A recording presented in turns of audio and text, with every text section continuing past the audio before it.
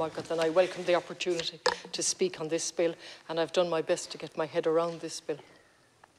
And I welcome the detailed speech given by the Minister, but I might come back to it in the glaring absence of any reference to the necessary infrastructure to make this a success. And indeed, you talked about, you have no doubt that this will increase the donor pool, and you pointed out to Spain.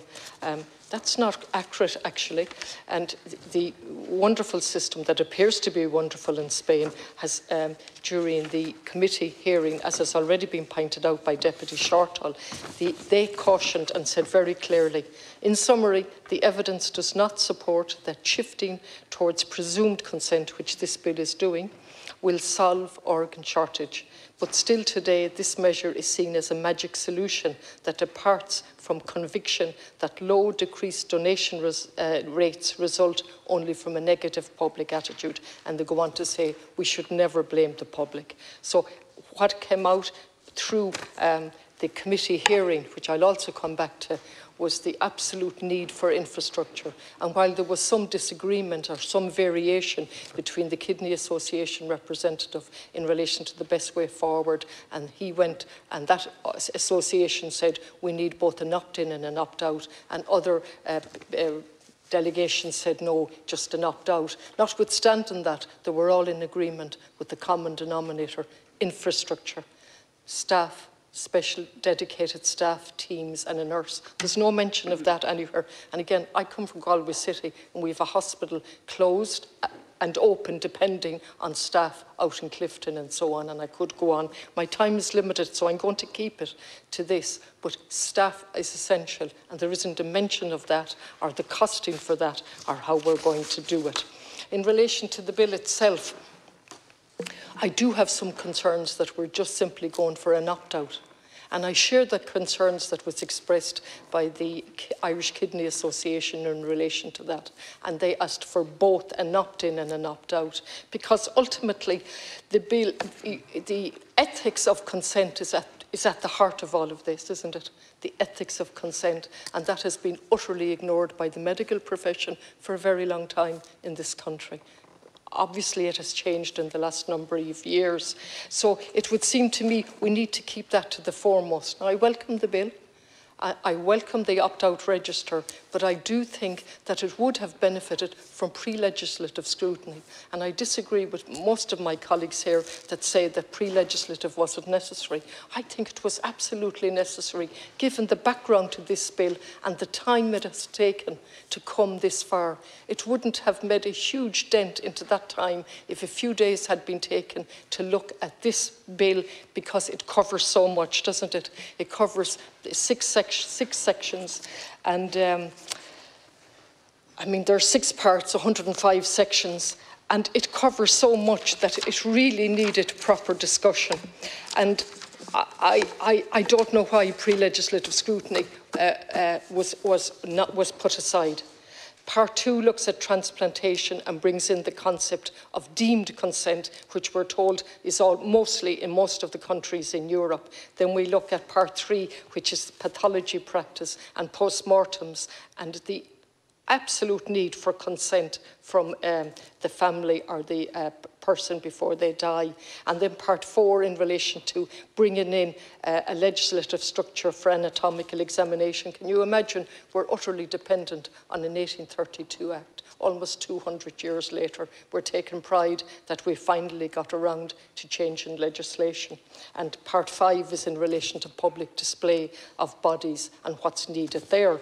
There's also a section in relation to given tissues or cells or whatever part to pharma companies, pharmaceutical companies, and it's set out there that the manager of the hospital makes the decision, and then they go to the family and ask the family. I would have thought that that would have benefited from further scrutiny, further analysis in relation to when and how we give tissues or cells or whatever to a pharmaceutical company, given the background. to this. I would have thought that, but that's not your fault, Minister. But I think you would agreed with the waiving of pre-legislative scrutiny.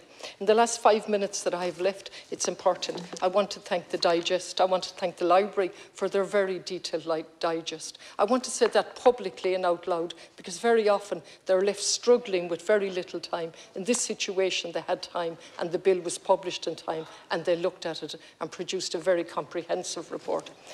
Where is this bill coming from? Let's go back now. Nothing here was proactive. No member of a medical profession reflected and said, oh God, we should do something about this, our medical paternalism, as Madden has described, Professor Madden. No self-reflection. This came from England and from Bristol and the other 2 hospitals, where it became obvious, it was exposed that there were over 30,000, I think, bodies or organs kept. And then finally here, as a result of that and the inquiry in England, questions began to be asked, and we got the Daonna inquiry. Do you remember that? Daonna inquiry, which was set up in 2000, and it was supposed to take a couple of months. It was supposed to be a 2-stage inquiry, a private inquiry by the senior counsel, followed up by a committee inquiry. It didn't happen. It cost 20 million. The Parents for Justice withdrew from it. Eventually, some type of a report on 3 hospitals in Dublin was given to the former Minister, Mary Harney. Nothing out of that. Most importantly, no redress, no accountability for parents whose babies' organs had been sold off without their knowledge. Remember now, this is the background to this. This is back in 2005, where the government said, that's the end of that. And then they go to Professor Madden, and Professor Madden is asked to look at all of the documents that Senior Counsel Dunn had, and look at all the information and how it was hidden from parents that organs were taken during post-mortems and kept, and subsequently various things done with them. That Professor Madden, at the very least, said communication was bad or non-existent due to paternalism. And she went on to make 50 recommendations. Somebody in the government, and maybe yourself as the Minister for Health, might tell us if those 50 recommendations were ever implemented. I know some of them are here, and I welcome that in relation to consent, in relation to what I've outlined. But there were 50 recommendations way back then. Now, fast forward then, you see, you think things might change, but we go forward to a Willis report in 2009, and that was an independent audit of 32 hospitals, and there were calls for regulations concerning consent for the removal, the retention, the use, the storage and the disposal of organs. That's 2009. Forward to 2021, and we have an RTE. Thanks be to God for RTE Investigates, because very often that's what we do in here. We follow RTE Investigates, and they went on about the ongoing practice of the disposal of perinatal organs in Cork University, 18 families identified and so on, and it's been set out. I don't wish to dismiss this in any way whatsoever. It has been outlined, and I'm simply raising it here as the background to this. Then we have an internal audit by the Health Executive in 2022, following the revelations from the Cork Hospital. And what did they tell us? A consent policy to cover all aspects of the post-mortem process was not in place. This is in 2022, almost 23 years after questions were raised in 1999. Organs from 2 perinatal post-mortems were incinerated since 2019 in Limerick. It was the policy of Our Lady of Lourdes in Drogheda to send retained organs for incineration and so on. Galway Hospital University, 28 babies.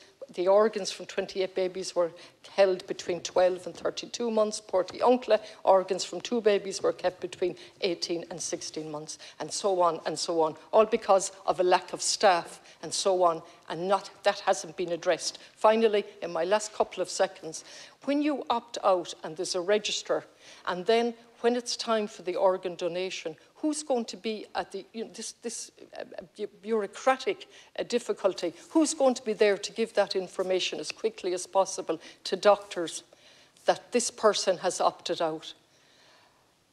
I see no, I don't know how that's going to work in practice. Again, I would have thought all of that should have been teased out at pre-legislative scrutiny. And I'll finish on that point.